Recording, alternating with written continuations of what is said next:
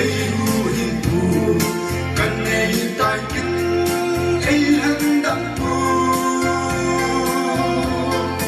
tua patin nanong suy sinh ta nghe cùng son thịt lâu đi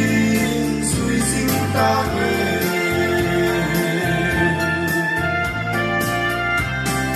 lịch sử này tung môn lệ kiếp ba na chăm kim lâu tung môn lệ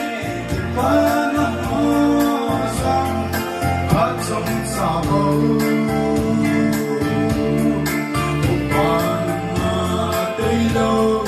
lấy ra những nào đâu cầm một tay kinh ấy hu hin pu cần ấy tay kinh ấy hân đắc pu tua bất cần ông suy sinh ta nghe nung son kịp lâu đi suy sinh ta nghe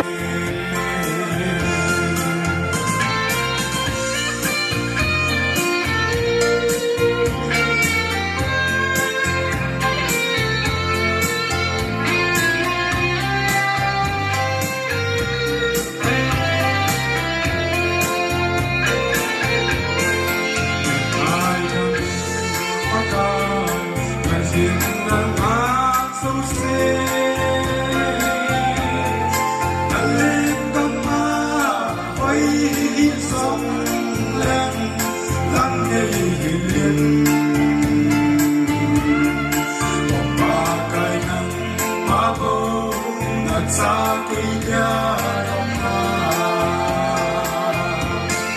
cầm một tay kinh ấy hu hin pu cần ấy tay kinh ấy hân đắc pu tua bất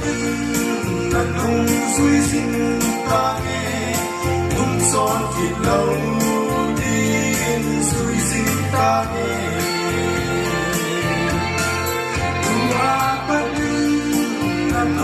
suy sinh ta nghe nung son kịp lâu đi suy sinh ta nghe